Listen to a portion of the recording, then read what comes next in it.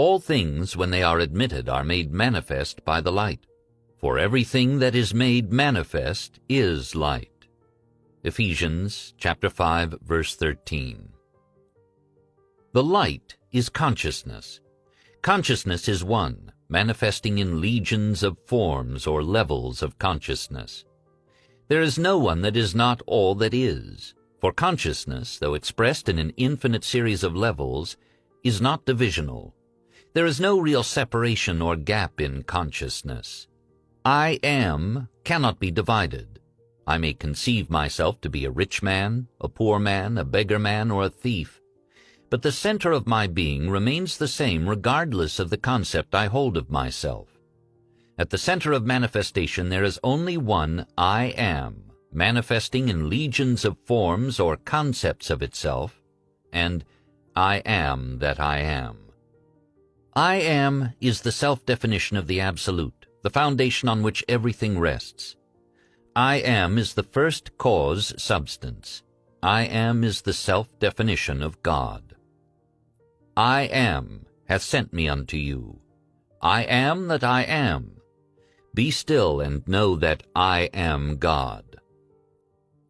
I am is a feeling of permanent awareness. The very center of consciousness is the feeling of I am. I may forget who I am, where I am, what I am, but I cannot forget that I am. The awareness of being remains, regardless of the degree of forgetfulness of who, where, and what I am.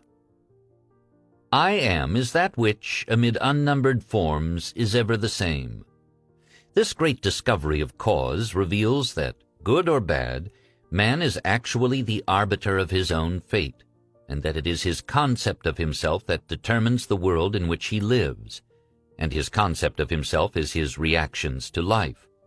In other words, if you are experiencing ill health, knowing the truth about cause, you cannot attribute the illness to anything other than to the particular arrangement of the basic cause substance, an arrangement which was produced by your reactions to life and is defined by your concept, I am unwell. This is why you are told, let the weak man say, I am strong, Joel chapter 3, verse 10. For by his assumption, the cause substance, I am, is rearranged, and must therefore manifest that which its rearrangement affirms.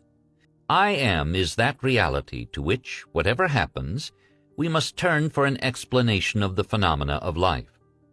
It is I am's concept of itself that determines the form and scenery of its existence. Everything depends upon its attitude towards itself. That which it will not affirm as true of itself cannot awaken in its world. That is, your concept of yourself, such as I am strong, I am secure, I am loved, determines the world in which you live. In other words, when you say, I am a man, I am a father, I am an American, you are not defining different I ams. You are defining different concepts or arrangements of the one cause substance, the one I am. Even in the phenomena of nature, if the tree were to articulate, it would say, I am a tree, an apple tree, a fruitful tree. When you know that consciousness is the one and only reality, conceiving itself to be something good, bad, or indifferent, and becoming that which it conceived itself to be, you are free from the tyranny of second causes, free from the belief that there are causes outside of your own mind that can affect your life. In the state of consciousness of the individual is found the explanation of the phenomena of life. If man's concept of himself were different, everything in his world would be different. His concept of himself being what it is, everything in his world must be as it is.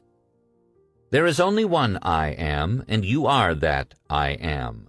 And while I am is infinite, you, by your concept of yourself, are displaying only a limited aspect of the infinite I am. Build thee more stately mansions, O my soul. As the swift seasons roll, leave thy low vaulted past. Let each new temple, nobler than the last, shut thee from heaven with a dome more vast, till thou at length art free, leaving thine outgrown shell by life's unresting sea.